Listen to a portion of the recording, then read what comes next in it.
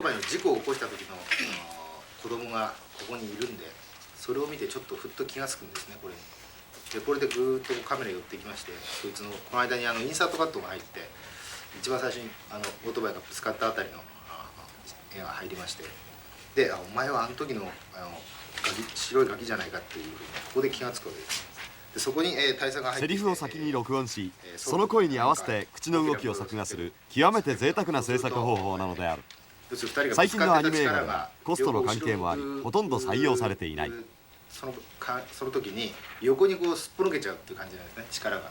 ぶつかってた力が大友監督自ら演技指導に臨んでいる。みんな真剣な表情だ。そして演技。この演技をもとにして作画された絵がどうなっているのか、プレスコと千賀の様子を合わせて見てみよう。よーし、揃ったな。殺す気だったのか、この俺を。ふざけた真似しやがって。撃ち殺してやるぜ、ガキども。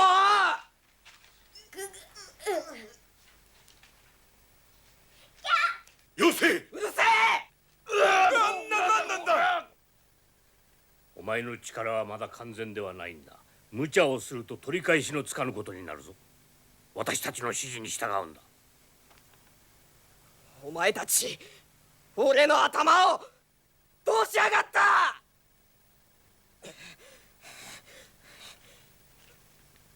落ち着くんだ、島哲夫。コントロールができないのです。うわ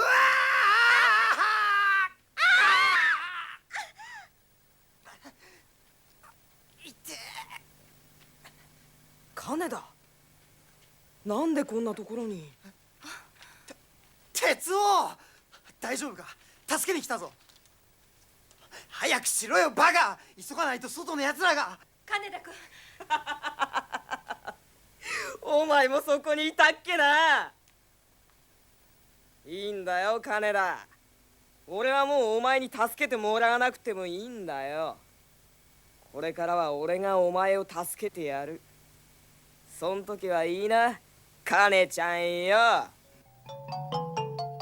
セリフの母音に合わせて口の形が設定され、作画作業に入る。作画マンは芝居を聞きながら作画をするのである。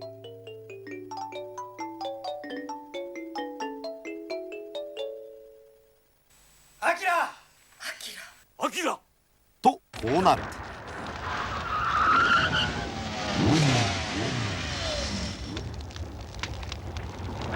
出演者にプレスコの感想を聞いてみた。プレスコっていうのは全く初めてでした。でアメリカとかウォルト・ディズニーのそういうアニメーションではそういうプレスコを使ってるってことは聞いてたんですけれども、実際初めて今回味わってみて、何かとてもラジオドラマ的なんですね。そういう意味ではとても感情移入ができたと思います。一つだけものすごく感動したことがあったんですね。僕がそのプレスコで最初に撮った時にやった通りに口が細かいところまで動いてくれてるんですね。通常のやっぱアニメーションでは普通の撮り方では全く感じられなかったことが僕すごい見てて、はははははははっていうその細かいニュアンスまでも表現してくれてるんですね。僕はこれは素敵だなと思ったんですね。そういうところはものすごい素敵です。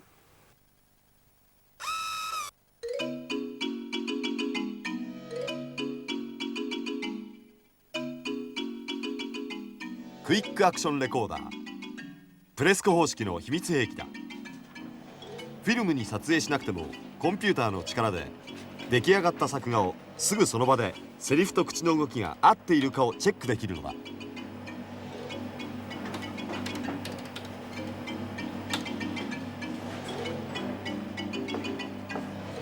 そのチェックの鬼、村田君のチェックが入るぞ。普通そのアニメーターが想像の部分でタイミングを取るんですけども、必ずしもそれが要するにベストとは言えないわけですよね。そういうものを機械を使いますとフィルムにしなくても事前にそのチェックができるということで、動画チェックの段階で動画を入れまして、大いに活躍してもらって、それでタイミングを直したりより完成度の高いものにしていこうということで使ってます。いやもう画期的なんじゃないですか。要するに普通プレスコで作るってことはしないわけですよね。で口パク3枚でアフレコっていうんですか、その声優さんが合わせて、確かに合うことは合うんですけども、やはりプレスコ撮りできっちりと一言一言合っているという絵と見比べるともう断然プレスコの方がリアルですよね。そういう意味で芝居なんかも入ってますし、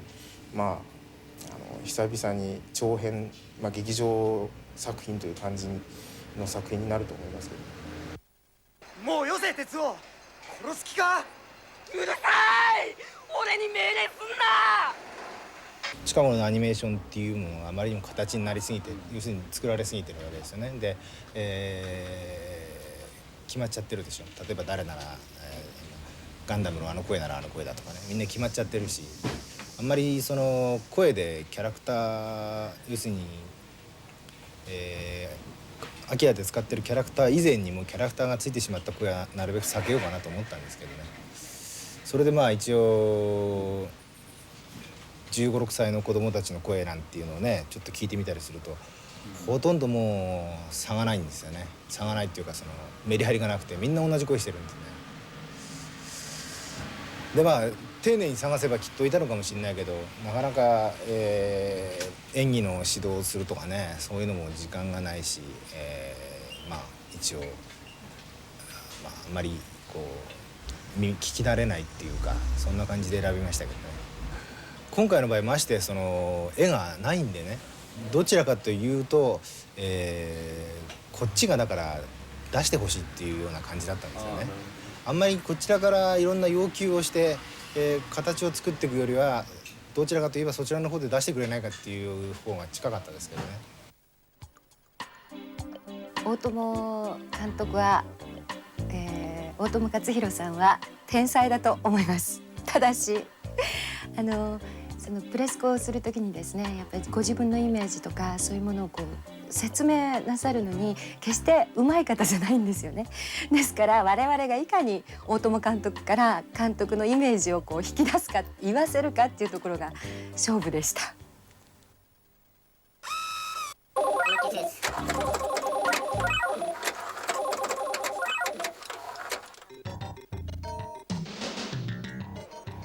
アキラ、大友克洋という一人のクリエイターが生み出した世界は今映画となって動き出し、新しい世界を生み始めた。映画は作家一人の手を離れ、無数の人々の協力と情熱によって出来上がる。プレスコに体当たりで演技をしてくれた声優さんたち、最高水準の美術、限界に挑戦する色指定、そして総動画枚数15万枚を描いた作画マンたち。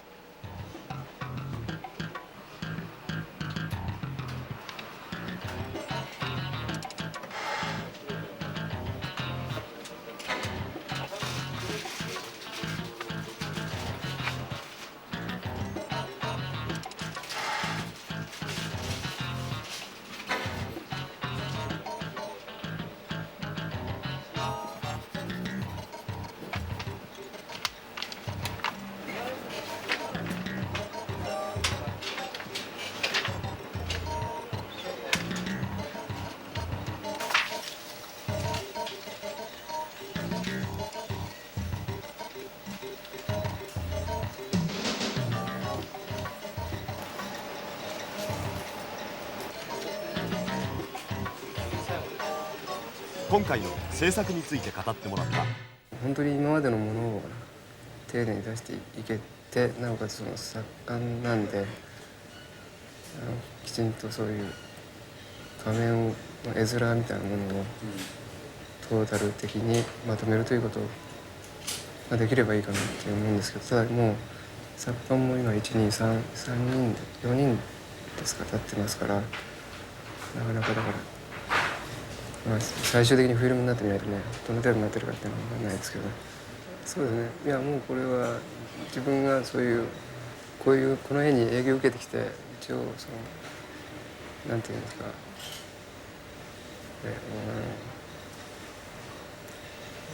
なんていうかな、一応こう区切りということで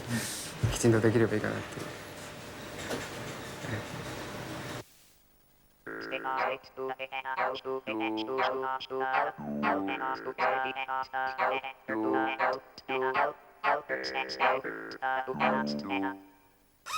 映画「アキラ」というボールは何千人もの関係者の間をキャッチボールされ、そして完成する。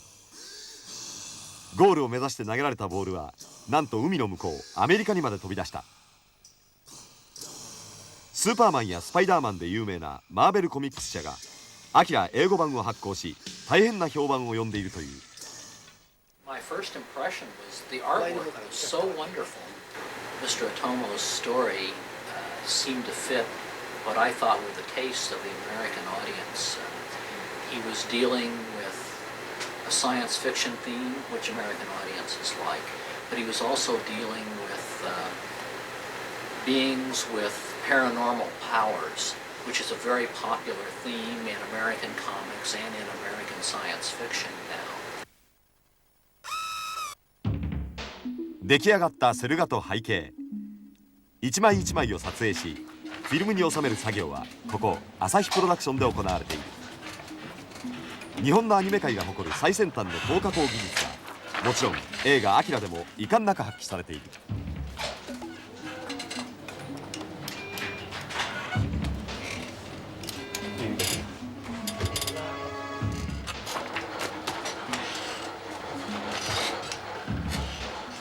撮影監督の三沢さんに伺いました。割と普通の劇場ですとデイシーンが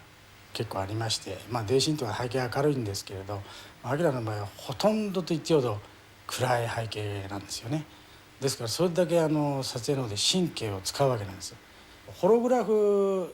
的な効果ということで、監督から要求された部分があるんですけれど、これはホログラフ自体はちょっとムービーカメラではちょっとできないので、実際にはホログラフまがいということでですね、普通のキャラクターをいわゆる透過原稿といいまして写真ですね、写真に起こしまして、それから下から透過光でもってそのキャラクターをダブらせるという処理をしたんですけど。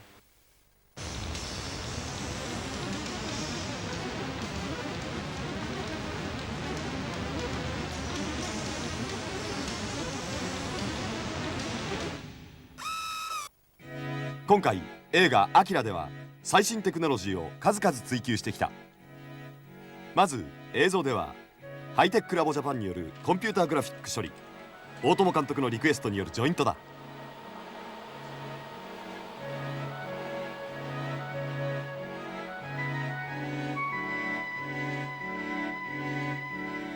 また音響では日本のアニメーション映画としては初めてシンクラビアデジタルオーディオシステムを採用し、音の新境地を体験できる。鍵盤一つでどんな音も表現できるテクノロジーは僕らをアキラの世界へより一層深く引きずり込むに違いない。ぜひ見ていただきたいものがあるんです。ご覧ください。あの少年から採取したスペシャルパターンです。これまでのどれとも似ていませんし、成長の速度、形態も初めてのものです。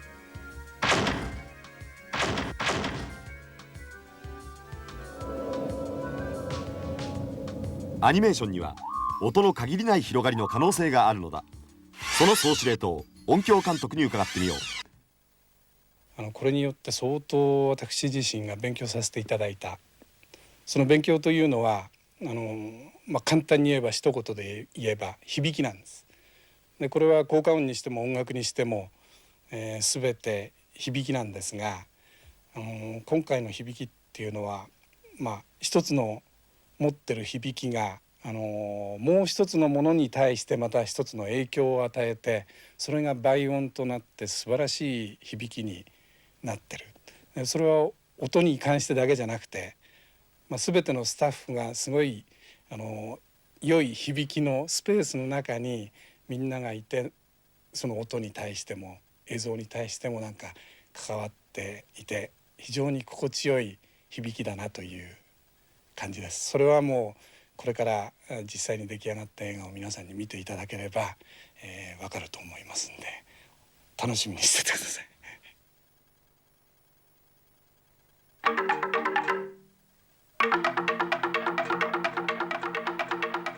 芸能山城組。音楽面での新しい試みとして芸能山城組の起用が挙げられる。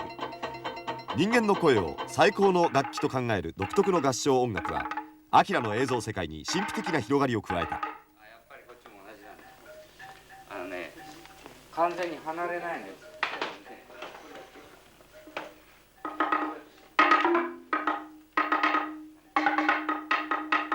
っち上から。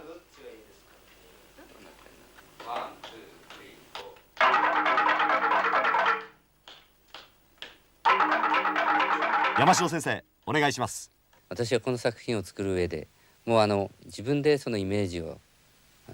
作品の中からこの部分あの部分というふうに、感じ取ったら、あとは存分に自分の音楽を作ればよろしいという形でご依頼を受けてるんですね。だからそれ以上何もないんですね。そして時間以外の点では予算も含めて全く無制限の贅沢な仕事をした。しかも半年もそれを続けたという、本当に夢のようなありがたい仕事をさせていただいたわけです。そして自分で思いっきり本当に独断と偏見の独りよがりの音楽を作りまくったわけですね。ですから何のそういう点でのヒントもなしに、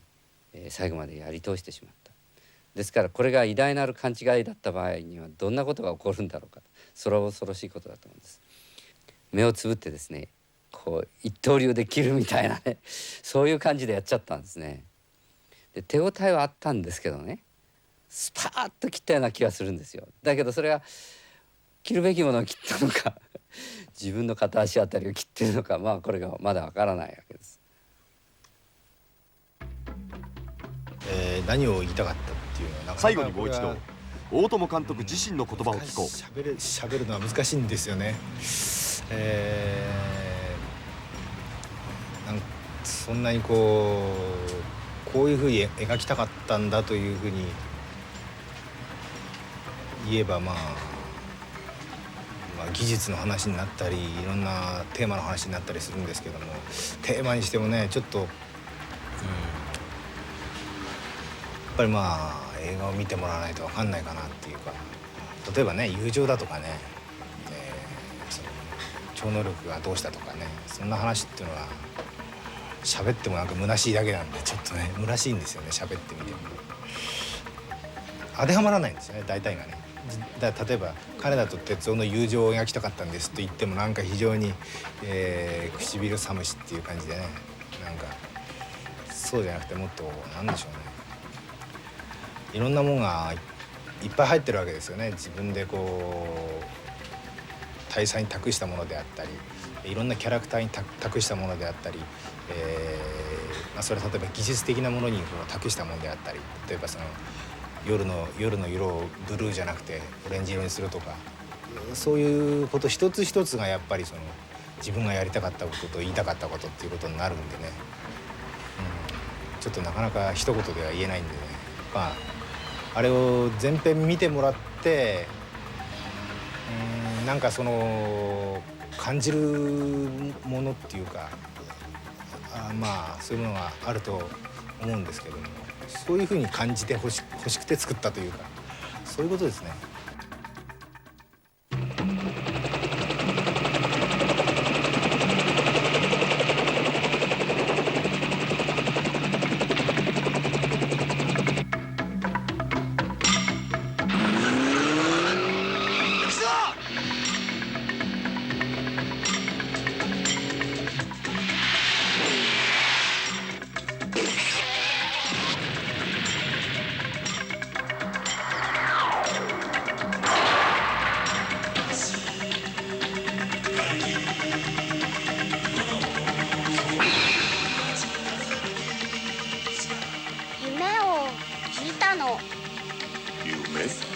人がいっぱい死んで、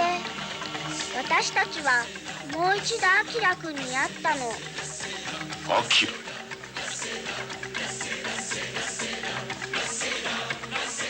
クラウンのやつを感情拷問に追い込んだぜ。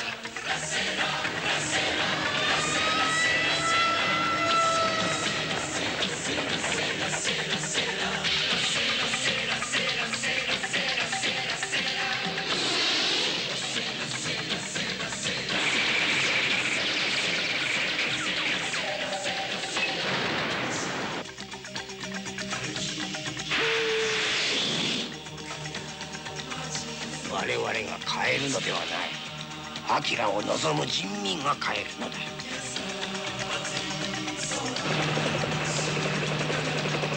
もうよせ鉄を殺す気か。君だかい俺に命令すんな。あの力には触れてはならんのかもしれんな。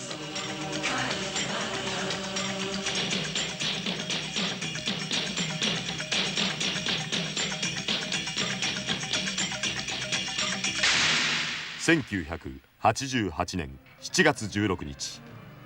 アキラが目覚めた。